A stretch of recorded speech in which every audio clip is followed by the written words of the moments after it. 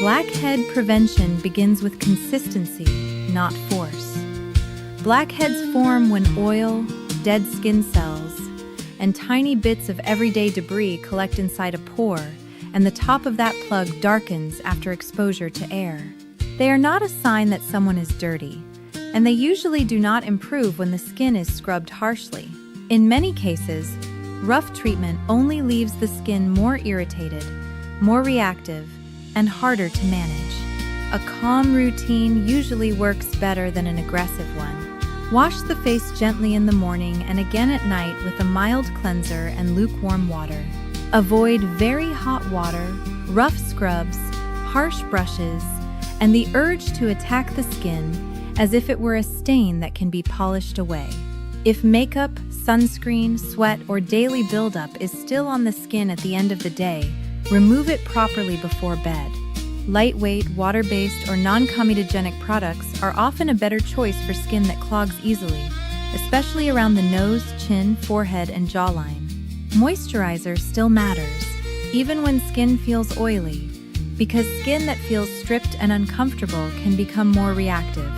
If the skin tolerates it, salicylic acid may help loosen clogged material inside pores, and adapalene may help keep pores from becoming blocked over time. The important thing is to start slowly and stay steady, instead of trying too much too fast. Squeezing blackheads with fingernails or tools may feel productive for a moment, but it often leads to irritation, lingering marks, and a cycle of touching the face that creates more trouble than progress. Hair oils, pomades, and heavy styling products can also quietly contribute to clogged pores around the forehead and temples, so it helps to keep those products away from facial skin whenever possible. Pillowcases, hats, and phone screens do not need to become a source of anxiety, but keeping them reasonably clean supports a better environment for the skin. Prevention is not about perfection. It is about making pores less likely to clog, keeping the skin barrier calmer, and choosing a routine gentle enough to keep doing for months. And now, with that sensible blackhead prevention advice folded away neatly like a clean towel in a bathroom cabinet, let us leave the mirror, the cleanser, and the pore strip aisle behind and step into a very different kind of story. One with a bus trip, a pie contest, a suspiciously competitive group of retirees, and one elderly gentleman who only wanted a quiet Tuesday, but somehow ended up leading the most ridiculous road trip Meadow County had ever seen. In the town of Juniper Bluff, Tennessee, 73-year-old Russell Haynes believed that trouble often arrived, smiling. Trouble wore sensible shoes, brought snacks, and used phrases like, "It'll be good for you." He had learned this over the course of a long life, a short marriage, a long marriage, a job in county records, and 30 years of watching ordinary people create extraordinary confusion with clipboards, folding chairs, and optimism. Russell had retired 8 years earlier after a dependable career spent filing deeds, locating maps, and explaining to annoyed property owners that a line on paper remained a line on paper, no matter how passionately they felt about their fence. He lived alone in a neat tan house with a screened porch, a shed behind the garage, and a lawn trimmed so evenly the mailman once said it looked like Russell cut it with a ruler. His wife, Jean, had died 5 years earlier. Since then, he had built a life of rhythms. Coffee at 6, local radio at 6:30, toast at 7. A walk around the block if the weather was not behaving like a personal enemy. Lunch at noon. A nap at 1:30, which he referred to as structural maintenance. Supper at 5:30, porch at 6, bed at 10. He called it peaceful. On most days it was. On some evenings it was simply very, very quiet. The chief disruption to that quiet was his friend, Vera McKinney. Vera was 71, energetic, cheerful, and administratively unstoppable. She had silver curls, bright blouses, practical shoes, and the exact kind of voice people obeyed before realizing they had not agreed to anything. She ran the activities board at the Meadow County Senior Center, coordinated church lunches, organized holiday donation drives, and believed that every older adult should remain involved, engaged, mobile, stimulated, and, above all, available. Russell considered her a very good person in the same way one might consider a thunderstorm excellent for crops. On a bright Monday morning, Russell was halfway through a second cup of coffee and reading an article about pothole repair when Vera knocked once on the screen door and then opened it before he answered. "No," Russell said immediately. "You haven't heard anything yet," Vera replied. "You're carrying a tote bag and a legal pad." "I've heard enough. I brought blueberry muffins." "That means the legal pad is serious." "That means I'm thoughtful." "That means you're dangerous." She sat down at his kitchen table, as though the house had issued her a standing invitation. "The senior center charter bus driver called in sick," she said. Russell looked at her over his mug.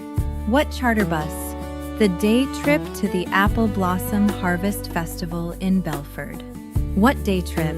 "The one on Wednesday." "I am not on a day trip. You are now." He lowered the mug slowly. "Vera, we already paid the deposit on the bus. The group is confirmed and everyone is excited." "That sounds terrible." "It sounds fun. It sounds like 30 retired people trapped in a moving vehicle with opinions." 22. That is still too many. We need a group lead. Surely there is another volunteer. Edgar had his cataract follow-up. Bonnie threw her back out, lifting a slow cooker. Phil is still not trusted with money after the pancake breakfast ticket incident. Russell nodded. "That last one sounds wise." Vera leaned forward. "You are calm, organized, responsible, and people listen to you. People also ignore me when pie is involved." "That is true of everyone. I don't want to supervise a bus." "You won't be supervising. You'll just ride along, check names, keep the schedule, and help everyone get there and back. That is supervising with more walking. You'll enjoy it." "I will endure it." "That is close enough." "It absolutely is not." Vera slid a printed sheet across the table. "I may already have written your name in pencil." Russell stared at it. "You volunteered me before asking?" "In pencil," she said. "I'm not unreasonable." He looked at the muffins, then at the sheet, then back at her. "You use baked goods the way other people use legal representation. That's because it works." So that was how Russell Haynes, retired county records, clerk and guardian of quiet weekdays, became the unwilling trip captain of the Meadow County Senior Center bus ride to the Apple Blossom Harvest Festival. He spent the next 48 hours preparing as if he were transporting diplomats through a weather event.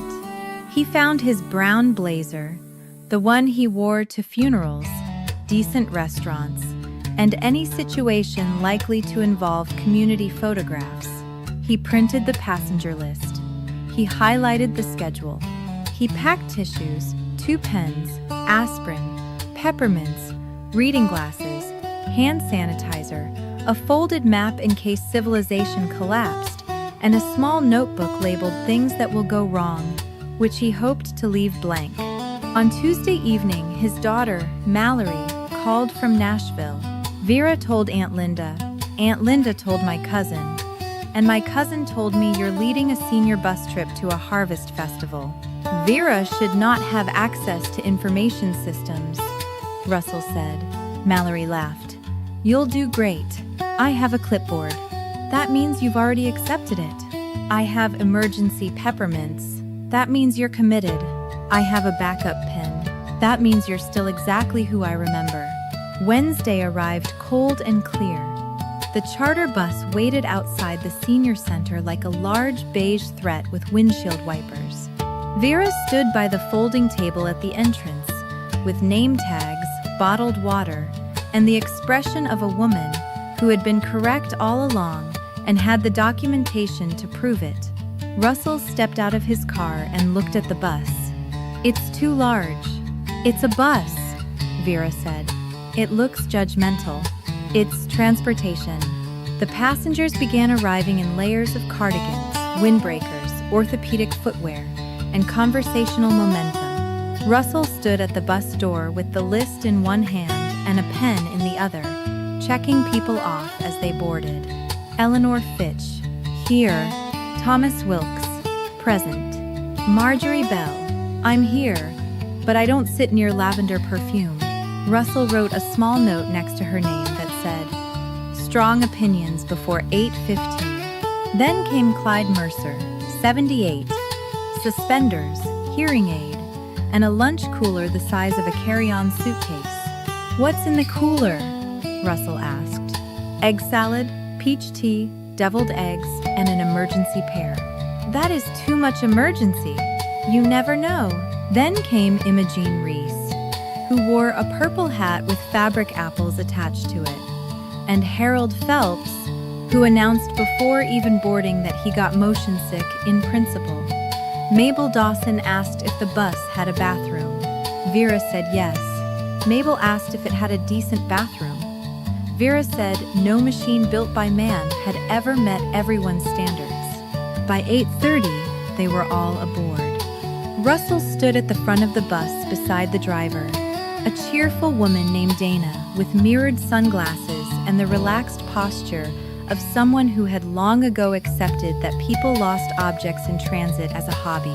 Russell cleared his throat and addressed the bus microphone. "Good morning, everyone. Welcome to the Meadow County Senior Center bus trip to the Belford Apple Blossom Harvest Festival. My name is Russell Haynes, and I am apparently in charge because I made the mistake of knowing how to alphabetize." The bus laughed. "Interesting," he thought. He continued. "The estimated drive is 1 hour and 20 minutes, unless traffic, weather, or human confusion intervene.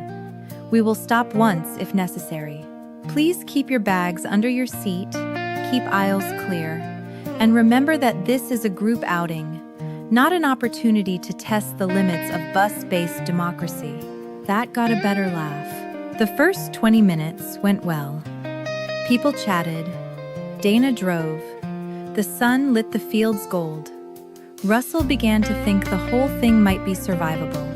Then from row 4 came the first